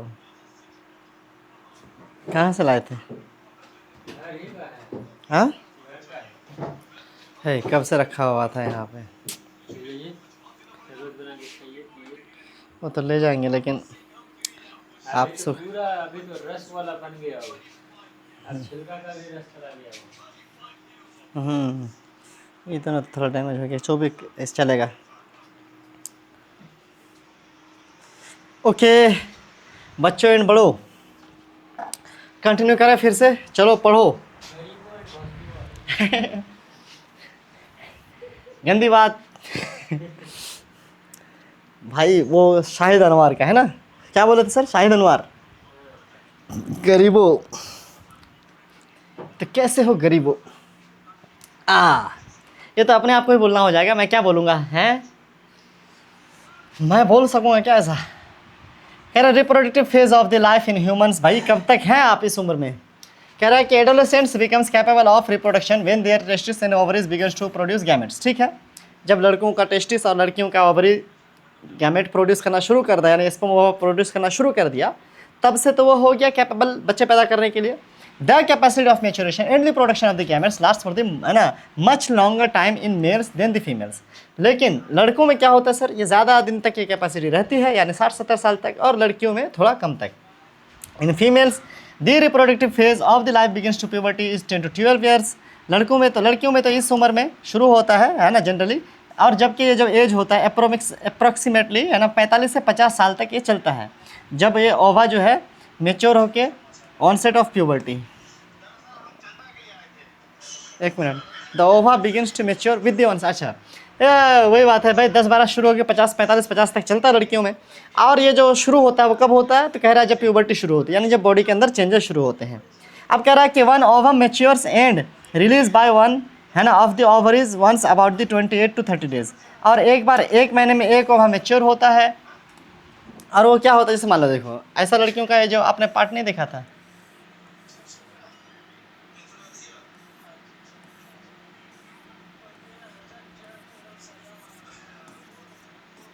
जो भी था ऐसा थे, क्या मैं फोटो बनाया था छोटा सा, है ना। अब क्या होता है, ये ओवरीज है, मान लो ओवरीज में क्या होता है, अंडे होते हैं। ये अंडे आकर के इस फेलोपियन ट्यूब में आकर के बैठते हैं, इस फेलोपियन ट्यूब में। 1 महीना इस फेलोपियन ट्यूब में आकर के बैठा, मान लो इधर से, दूसरे महीना हो सकता है इधर से आकर के बैठेगा इस फेलोपियन ट्यूब में अंडा, और यही अंडा वेट करेगा स्पर्म का। लड़का अगर आकर के है ना मिलता है और यहाँ पर मिल करके बच्चे हो जाते हैं या प्रेग्नेंट हो जाती है लड़की, तब तो ठीक है। और नहीं होता है तो ये जो अंडा आकर के बैठा हुआ था, वेट कर रहा था कि कोई अगर आए, है ना, तो यहाँ पर क्या होता है कि इसका जो पेट होता है वो तैयार होता है बेसिकली, और तैयार होकर के बच्चे के लिए एक माहौल बनाता है। और अगर महीने के एंड तक कोई स्पर्म नहीं आया, है ना, और प्रेग्नेंट नहीं हुई लड़की, तो ये जो पेट तैयार हुआ था जिसमें बच्चा डेवलप होना था, वो टूट करके वो बाहर आ जाता है, और ये ओवा, ये अंडा, ये भी बाहर आ जाता है ना। और उसी को हम लोग कहते हैं पीरियड आया हुआ है, और ये हर 30 से 28 दिन में होता है लड़कियों का। यहाँ पर वही चीज़ें जो है कही गई हैं। ठीक है, चलिए आगे यहाँ पर क्या लिखा हुआ है सर?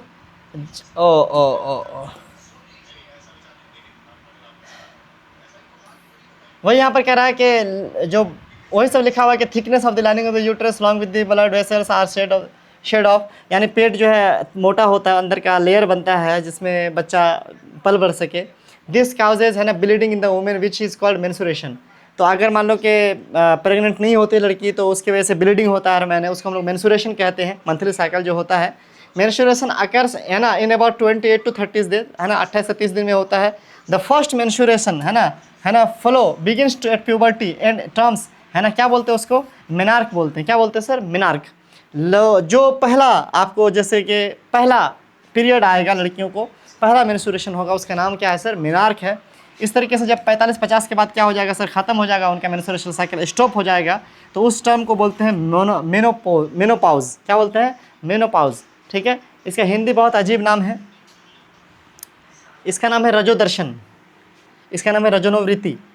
ठीक है, तो लड़कियों में जब स्टार्ट होता है तो उसको हम लोग बोलते हैं मेनार्क, और लड़कियों में जब वो पीरियड एंड होता है उसको हम लोग बोलते हैं मेनोपॉज। अब यहाँ पर क्या है? इनिशियली मेंस्ट्रुएशन साइकिल्स में भी irregular, it takes some time to become regular. शुरू में तो इरेगुलर होता है लड़कियों में, मतलब टाइम पे नहीं आ रहा है, पहले आ जा रहा है, 24 दिन में आ जा रहा है, आना था मान लो 4 तारीख को और आ जा रहा है मान लो 24 तारीख को, और फिर कभी कभी ऐसा होता है डिले हो रहा है, 1.5 महीने तक आ ही नहीं रहे हैं, 2 महीने तक। तो ये शुरू में थोड़ा ऐसा होता है, बाद में फिर क्या हो जाता है सर? रेगुलर हो जाता है। बहुत प्रॉब्लम की बात नहीं है, लेकिन हाँ ज़्यादा कुछ प्रॉब्लम हो तो डॉक्टर्स तो हैं ही, कंसल्ट करना चाहिए। ले भाई, पहले says that the reproductive part of a life moment last from menarche to menopause, is she right? हाँ भाई, लड़कियों का जो रिप्रोडक्टिव एज है, जो फेज़ है, यानी जहाँ पर लड़कियाँ कैपेबल हैं बच्चे पैदा करने के लिए, वो मेनार्क से लेकर के, यानी मेंस्ट्रुएशन शुरू होने से लेकर के, है ना, मेनोपॉज तक है, यानी जब मेंस्ट्रुएशन बंद होता है तब तक है। और ये बात सही है।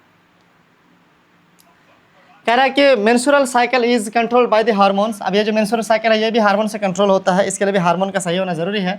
The cycle includes the maturation of the eggs, है ना, it is release thickening of the uterine wall and its break down of the pregnancy does not occur. अब यहाँ पर क्या कह रहा है? इफ़ प्रेगनेंसी, तो क्या वही कह रहा है कि जब ये हार्मोन जो होता है मेंस्ट्रुअल साइकिल के लिए जो जिम्मेदार है, यह हार्मोन जो है पेट को तैयार करता है, पेट के वॉल को थिक करता है, यानी मोटा करता है, उसके ऊपर लेयर जमाता है। और मान लीजिए कि अगर प्रेग्नेंट नहीं होती लड़की तो फिर वो टूट करके पीरियड के फॉर्म में बाहर आता है। In case the egg is fertilised, है ना, अगर मान लीजिए क्या कि एग में फर्टिलाइज हो गया मतलब स्पर्म आ गया लड़के का और वो प्रेग्नेंट हो गई, है ना, begins to divide into then gets the, है ना, embedded in the uterus for the further development.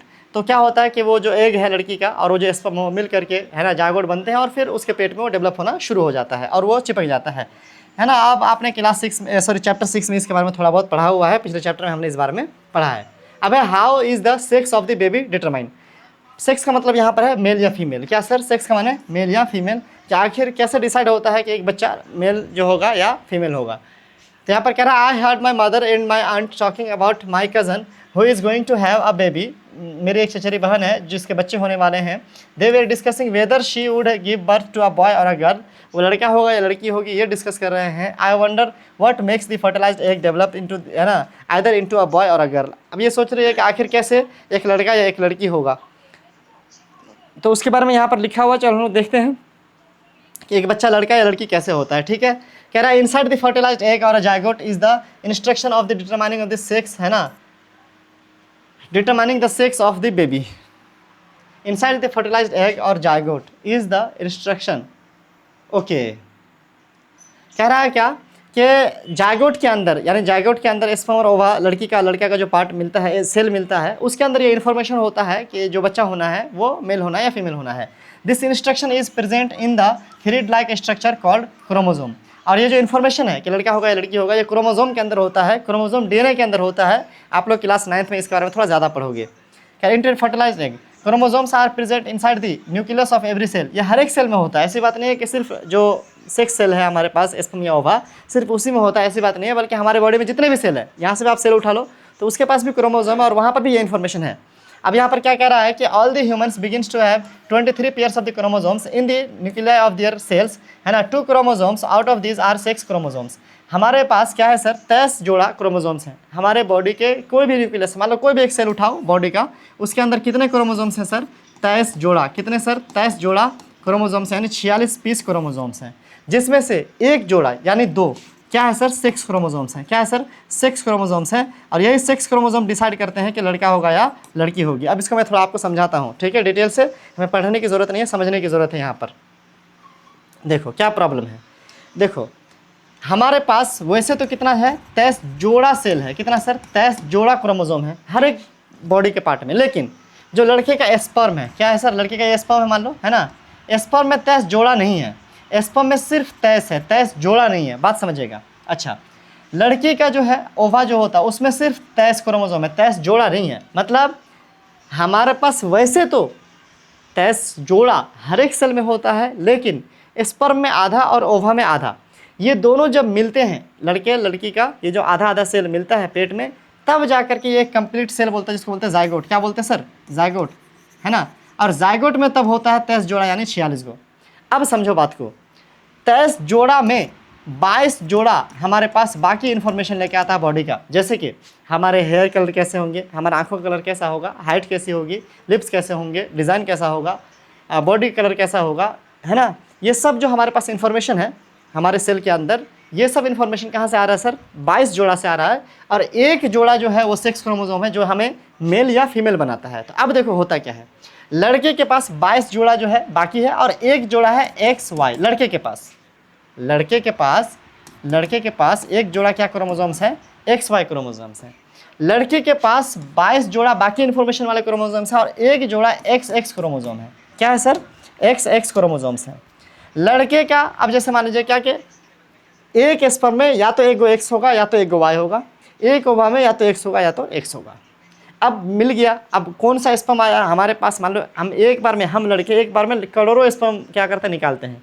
पेट में गया लाखों स्पर्म, उसमें से एक स्पर्म जो है ओवा के साथ मिला। अब उस स्पर्म में X भी हो सकता है, Y भी हो सकता है। उस स्पर्म में X भी हो सकता है, Y भी हो सकता है। तो मान लो अगर लड़के के स्पर्म का X आया और लड़की का X आया, तो XX मिल करके क्या बना? XX बना।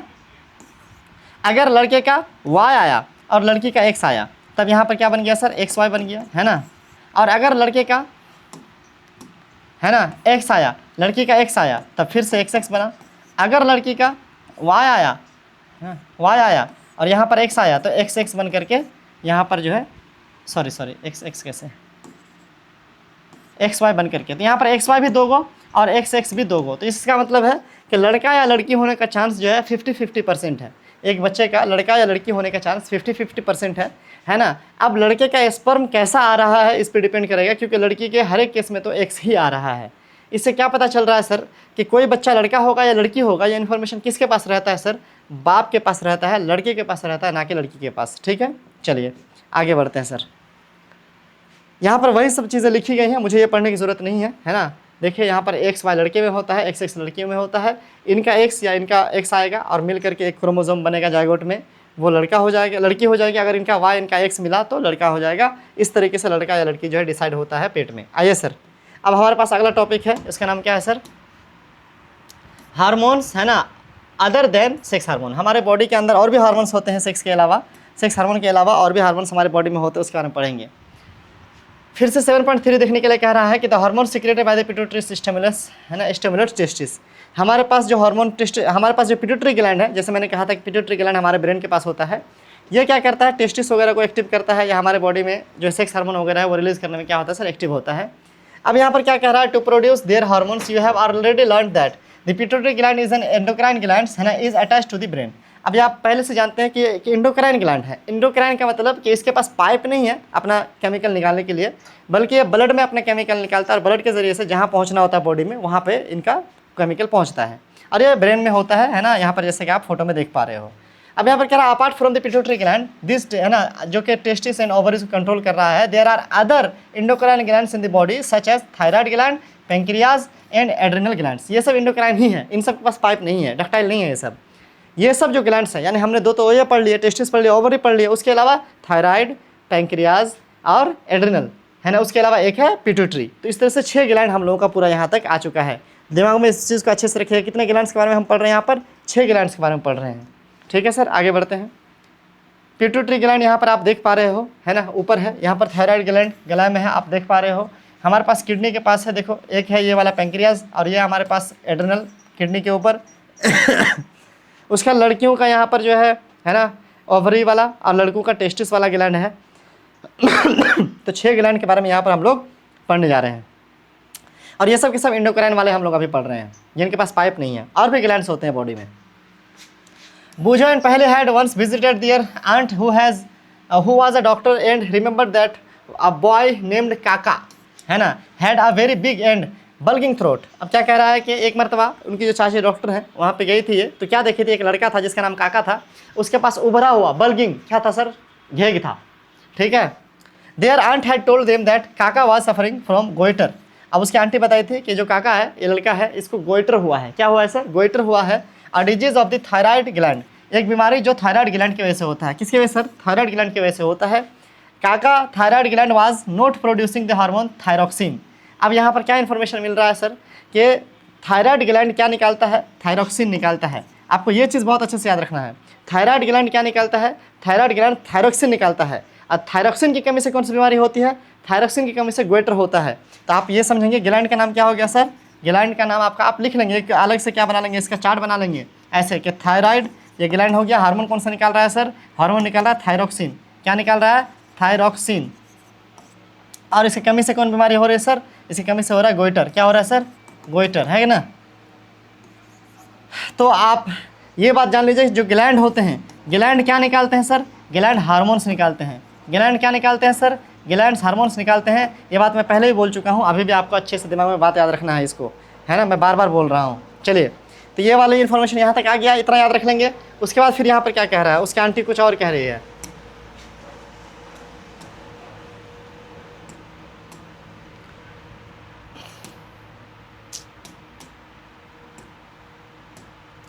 Their aunt told them that their uncle was suffering from diabetes, और ये भी बताया कि उनके अंकल को डायबिटीज़ हुआ है, बीमारी, because of the pancreas was not producing hormone insulin. यहाँ पर हमारे पास ग्लैंड कौन सा है? पैंक्रियाज। पैंक्रियाज कौन सा हार्मोन निकालता है? इंसुलिन। और इंसुलिन की कमी से कौन सी बीमारी होती है? डायबिटीज़। ठीक है, ये तीन इन्फॉर्मेशन यहाँ पर आप लिख लीजिएगा। ठीक है, ग्लैंड कौन सा है? पैंक्रियाज। पैंक्रियाज कौन सा हार्मोन निकालता है? इंसुलिन। इंसुलिन की कमी से कौन सी बीमारी होती है? तो डायबिटीज़। इनसे आपके क्वेश्चन बन सकते हैं। इनसफिशियंट है ना quantities, Boojho and Paheli then ask their aunt about the adrenal gland. अब ये लोग किसके बारे में पूछ रहे हैं? एड्रिनल के बारे में। कि ठीक है, दो ग्लैंड तो आपने बता दिया, पिट्यूटरी बहुत सारे निकालते हैं, आपने बता दिया। दो टेस्टिस और ओवरी के बारे में हम लोग पहले से जानते थे कि टेस्टोस्टेरोन और एस्ट्रोजन निकालता है, ठीक है, पता है। Which are also shown in the chart hanging, है ना, hang on the wall of her clinic. Clinic के वॉल में कोई चार्ट था जहाँ पर पिट्यूटरी और ये सब ग्लैंड्स के बारे में था। तो ये लोग जो है इनसे पूछती है कि थोड़ा सा हम लोग को एड्रिनल के बारे में बताइए। The aunt told them that adrenal gland क्या करता है? देखिए, अंडरलाइन कीजिएगा कि secrets hormone which maintain the correct salt balance in the blood. अब कह रहे हैं कि जो एड्रेनल ग्लैंड होता है ये हमारे बॉडी में साल्ट को मेंटेन करता है, नमक को मेंटेन करता है। और यहाँ पर कह रहा है कि also produce the hormone adrenaline. क्या? एड्रेनलिन। तो अब यहाँ पर क्या आपका पॉइंट बन जाएगा? हार्मोन का नाम क्या है? ग्लैंड का नाम क्या हो गया? Adrenal gland. क्या हो गया? Adrenal gland. और हार्मोन कौन सा निकाल रहा है? एड्रेनलिन। क्या निकाल रहा है? एड्रेनलिन। ठीक है, अब ये एड्रेनल क्या करता है सर? हमारे बॉडी का साल्ट जो है ये कंट्रोल करता है। It also help the body adjust the stress when they are very angry, embarrassed और वरीड। और ये हमारे स्ट्रेस को भी कंट्रोल करता है, हमारे गुस्सा वगैरह के लिए भी ये जिम्मेदार है। ठीक है, चलिए सर आगे बढ़ते हैं। कह रहा है कि thyroid and adrenal secretes their hormones when they receive, है ना, orders from the pituitary through the hormones. Pituitary also secretes growth hormone. नहीं, ये वाला छोड़ दो, यहाँ तक आ जाओ। From the pituitary through its hormones. क्या कह रहा है कि ये जो ग्लैंड है, यानी थायराइड ग्लैंड जो कि थायरॉक्सिन निकाल रहा था, एड्रेनल ग्लैंड जो कि एड्रेनलिन निकाल रहा था, ये भी कंट्रोल कौन कर रहा है सर? ये भी पिट्यूटरी ग्लैंड कर रहा है। इसका मतलब क्या हो गया कि पिट्यूटरी बॉस हो गया। और मैंने पहले भी कहा था ना कि पिट्यूटरी बॉस है, टेस्टिस को भी कंट्रोल कर रहा था, ओवरी को भी कंट्रोल कर रहा था, एड्रेनल को भी कंट्रोल कर रहा है, थायराइड को भी कंट्रोल कर रहा है। कौन? पिट्यूटरी। लेकिन पिट्यूटरी अलग से क्या निकालता है? तो कह रहा है कि pituitary also secret growth hormone. ये वेरी वेरी इंपॉर्टेंट है कि पिट्यूटरी कौन सा हार्मोन निकालता है स्पेशली। वैसे बहुत सारा हार्मोन निकालता है, लेकिन एक खास हार्मोन कौन सा है? ग्रोथ हार्मोन है। अब यहाँ पर क्या, which is necessary for the normal growth of the person. इसी हार्मोन की वजह से नॉर्मल ग्रोथ होता है, वरना क्या हो जाएगा? आदमी बहुत बौना या तो फिर बहुत जियांट, गिरट खल्ले हो जाएगा। ठीक है, चलिए भाई, कह रहा है कि are their hormones in the animals also have roles to play in the reproduction. क्या एनिमल्स में भी हार्मोन्स होते हैं और उनके रिप्रोडक्शन में भी हार्मोन का होता है रोल? जवाब है यस, ऐसा ही है। यहाँ पर इसी का जवाब आपको देने के लिए अगला टॉपिक हमारे पास है, role of hormone in the, है ना, completing the life history of insects and frogs.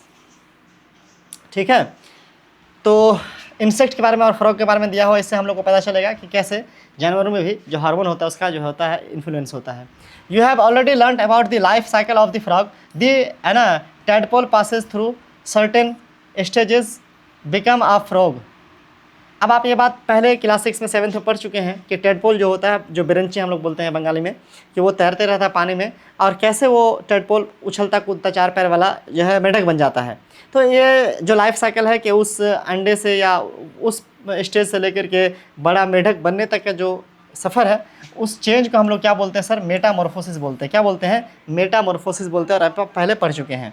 Metamorphosis in insects, और कीड़े मकोड़ों में भी ऐसा होता है मेटामॉर्फोसिस का प्रोसेस। तितली का आप लोग पढ़े होंगे नीचे क्लास में, ठीक है। Metamorphosis control by the insect hormone, उसके पास भी एक खास किस्म का हार्मोन होता है और उसी से वो कंट्रोल होता है, उस हार्मोन को इंसेक्ट हार्मोन कहते हैं, है ना। इन frog it is control by the thyroxine, और जैसे हम इंसान में थायरोक्सिन होता है ना, जो थायराइड ग्लैंड में होता है ना, जो कि हमारे यहाँ पर थायरोक्सिन हार्मोन रिलीज़ कर रहा था, मेंढक में भी क्या होता है सर, थायरोक्सिन होता है। The hormone produce by the thyroid, thyroxine production requires the presence of iodine in water, और ये जो थायरोक्सिन है ये कहाँ से आएगा सर, आयोडीन से आता है। कहाँ से आता है? आयोडीन, यानी जो हार्मोन बनता है वो आयोडीन से बनता है। और आयोडीन कहाँ मिलता है फ्रॉग को? तो पानी से मिलता है। और हम लोगों को आयोडीन कहाँ से मिलता है? खाना पानी से और नमक से। यहाँ पर कह रहा है क्या, if water is in which the tadpoles are growing does not contain sufficient iodine the tadpole can not become an adults. अगर मान लीजिए कि ऐसे जगह पे अंडा दे दिया फ्रॉग, ऐसे जगह पे मेढक ने अंडा दिया जहाँ पर आयोडीन नहीं है या आयोडीन की कमी है, तो वहाँ पर वो फ्रॉग मेढक जो है नहीं बन पाएगा।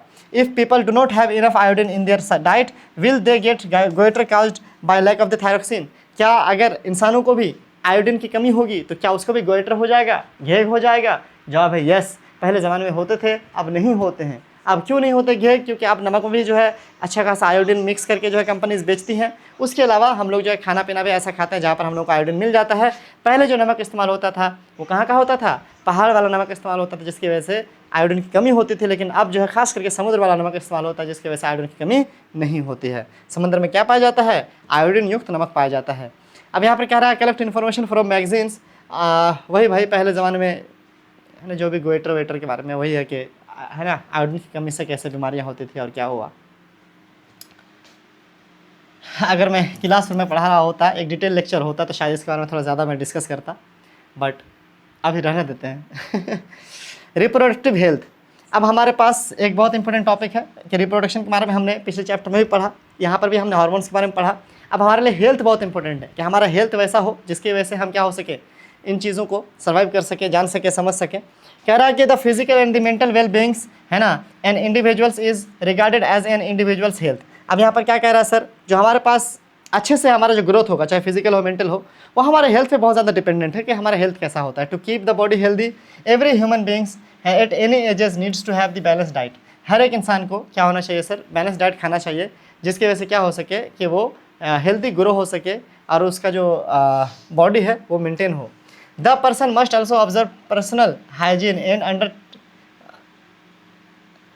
एडिक्वेट ना फिजिकल एक्सरसाइज, और पर्सनल हाइजीन यानी सफाई सुथराई का ख्याल रखना चाहिए, और उसके अलावा जो है एक्सरसाइज भी करना चाहिए, क्योंकि ये दोनों बहुत इंपॉर्टेंट होते हैं। तो 3 चीज़ें कही गई, एक बैलेंस डाइट लेना है, एक एक्सरसाइज का हाइजीन का यानी सफाई सुथरा का ख्याल करना है, और तीसरा आपको एक्सरसाइज करना है।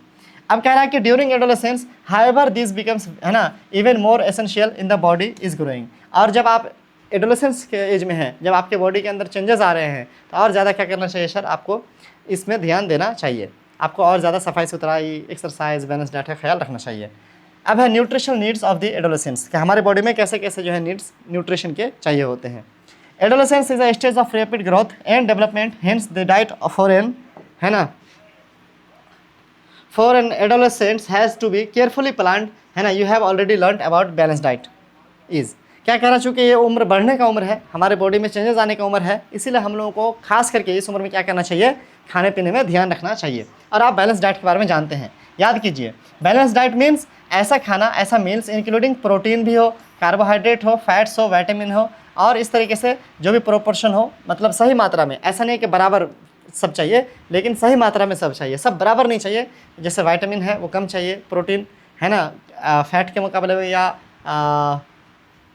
कार्बोहाइड्रेट के मुकाबले में कम चाहिए, तो बराबर नहीं चाहिए, लेकिन सब कुछ चाहिए जो सही मात्रा है।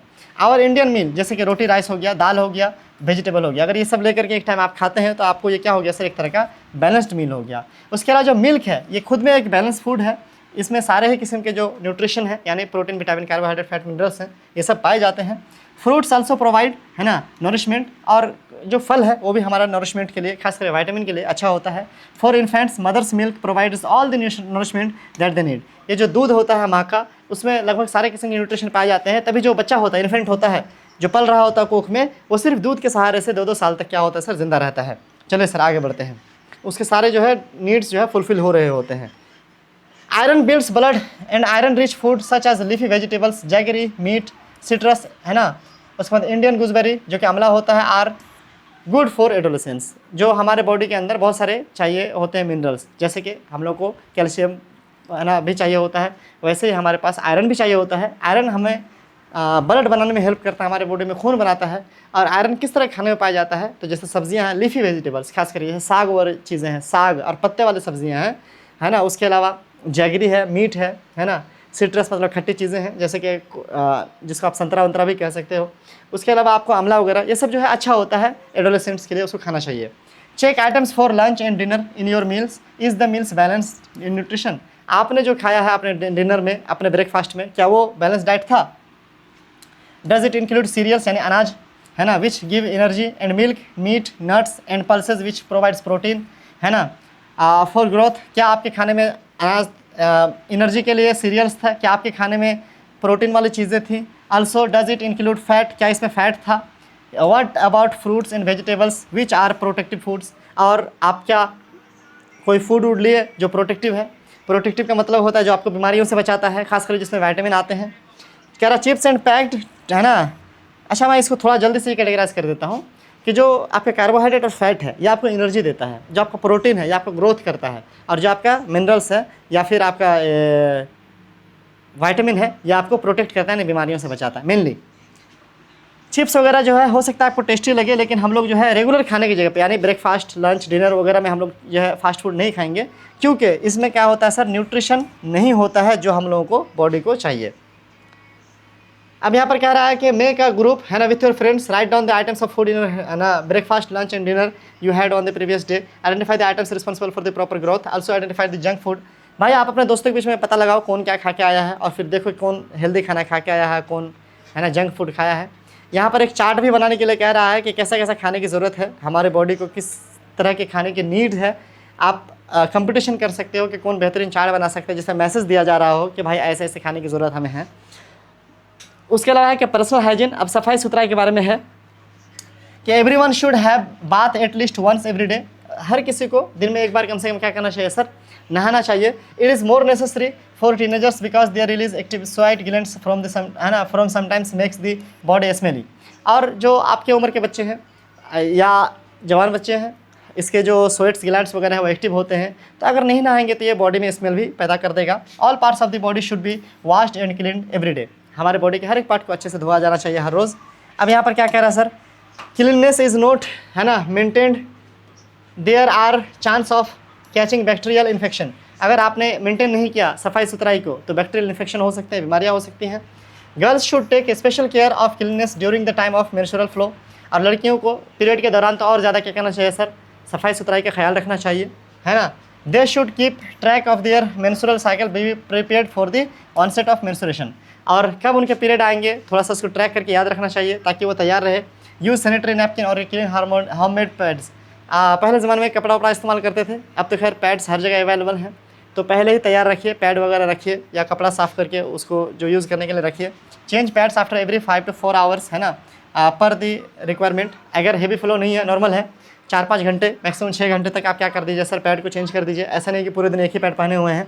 उसके अलावा अगर हेवी फ्लो है तब तो 2-3 घंटे में भी चेंज करना पड़ सकता है, 2 घंटे में भी चेंज करना पड़ सकता है, तो इसको टाइम पे चेंज भी कीजिए, वरना क्या हो सकता है कि अगर रिवर्स फ्लो हो गया तो फिर ये बहुत खतरनाक हो सकता है, इन्फेक्शन हो सकता है, बीमारी हो सकती है।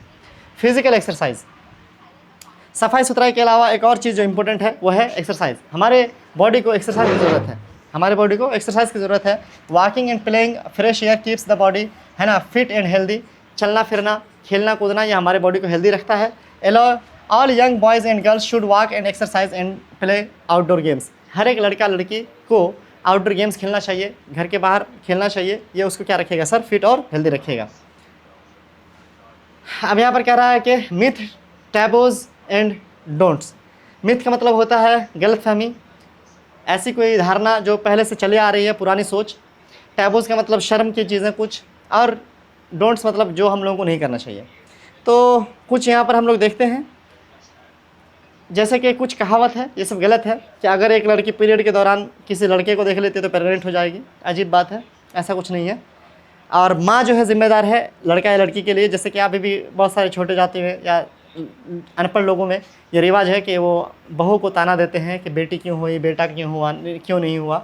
तो माँ जिम्मेदार है ऐसा नहीं है, बल्कि बेटा जिम्मेदार है। अगर आपको बेटा ही चाहिए तो अपने बेटा को बोलो, बहू को नहीं।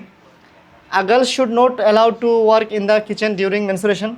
जब पीरियड आए तो उसको काम नहीं करने देना चाहिए किचन में, या छुआछूत टाइप का दूर रखना चाहिए, ऐसा बिल्कुल भी नहीं है।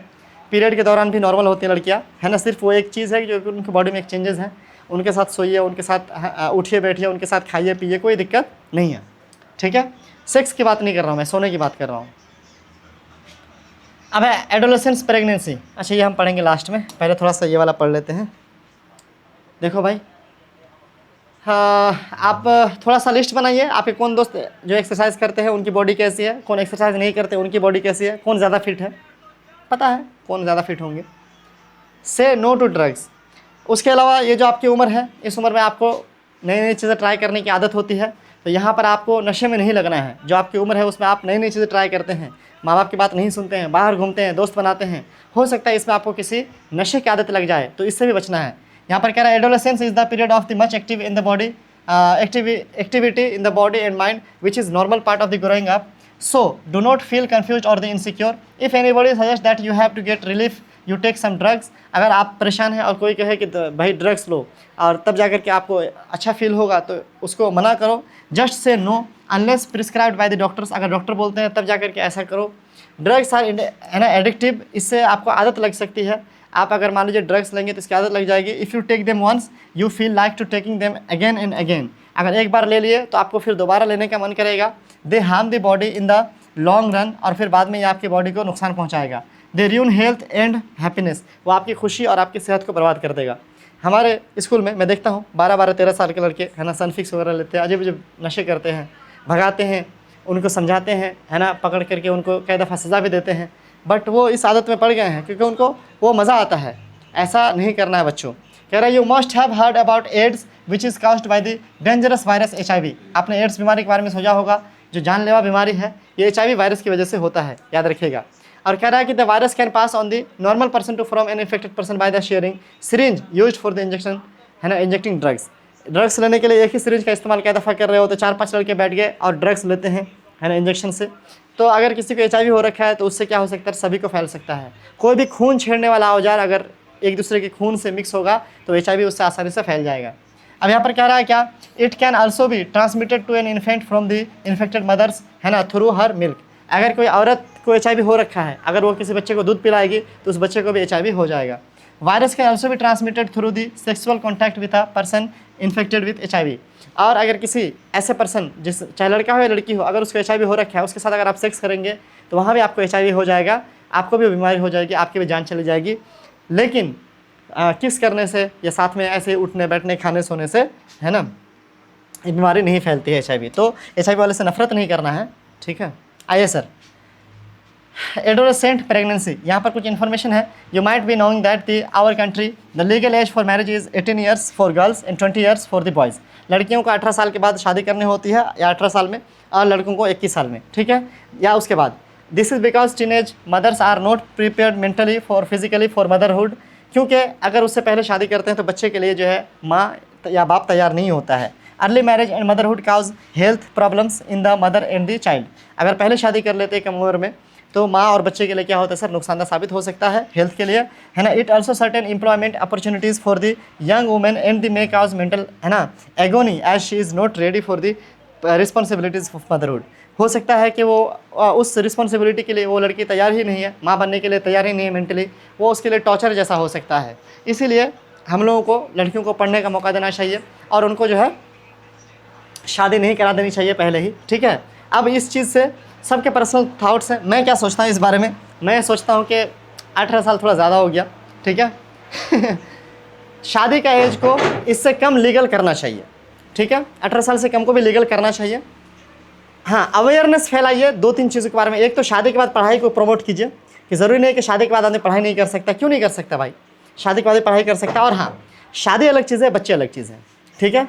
तो बच्चे पैदा ना हो, 18 साल कम से कम हो, तभी जाकर कोई लड़की माँ बने। ये अवेयरनेस फैलाइए, ठीक है, कि 18 साल से कम की उम्र की लड़कियों के बच्चे ना हो। लेकिन ये क्या है कि हमारे सोसाइटी में जहाँ पर सेक्स को प्रमोट किया जाता है, गर्लफ्रेंड बॉयफ्रेंड कल्चर को प्रमोट किया जाता है, हमारे सोसाइटी के अंदर हमारे मूवीज़ में, हमारे ड्रामाज़ में, हमारे वेब सीरीज़ में ऐसे ऐसे सीन्स बनाए जाते हैं, ऐसे ऐसे ड्रामाज बनाए जाते हैं जहाँ पर लव को, और लव को खास करके फिजिकल रिलेशनशिप के साथ जोड़ करके प्रमोट किया जाता है ना। और वहीं पर सेक्स को आम करके मैरिज को डिफ़िकल्ट किया जाता है। ये सही नहीं है। अगर आप यूरोपियन कंट्रीज़ देखेंगे, आप जापान को उठा लीजिए, बहुत सारे यूरोपियन कंट्रीज़ को उठा लीजिए, वहाँ पर इंडिया से कम एज में शादी के अलाउंस है। क्यों? मैं इस बारे में इसलिए बात कर रहा हूँ क्योंकि यहाँ पर अलाउंस ठीक है, हाँ, सरकार इस उम्र को बढ़ाने का सोच रही है। सरकार अब लड़कियों की उम्र को 21 करना चाह रही है और लड़कों की उम्र को 25 करना चाह रही है। क्यों? आप सेक्स को आसान कर रहे हो और मैरिज को मुश्किल कर रहे हो, ऐसी बात नहीं है। बल्कि बहुत सारे मुस्लिम कंट्रीज़ में ऐसा होता है कि वहाँ पे लड़कियाँ आमतौर पर मैरिज के बाद ही पढ़ाई वढ़ाई कर रही होती हैं। तो मैरिज को प्रमोट करना चाहिए और जो गंदे रिलेशनशिप हैं इसको हम लोगों को रोकना चाहिए और इससे बचना चाहिए। ठीक है, समझ रहे मेरी बात को? मैं इस सोच के साथ मैं कहता हूँ कि मैरिज के लिए जो ये एज है इसको ना बढ़ा करके एक आध साल घटा दिया जाए, लेकिन बढ़ाया ना जाए। ठीक है, मेरी ये पर्सनल राय है। बाकी आप जैसा सोचते हैं बिल्कुल आप कमेंट कर सकते हैं, आप सोच सकते हैं, ये कोई ये नहीं है। बाकी सबकी अपनी अपनी सोच है भाई, रिस्पेक्ट फॉर एवरीवन। ठीक है, तो चैप्टर यहाँ पर ख़त्म होता है। आई थिंक आपको समझ में आया होगा। वीडियो को करें लाइक, चैनल को करें सब्सक्राइब। ठीक है, और मिलते हैं अगले वीडियो में। तब तक के लिए have a great day. Thank you so much.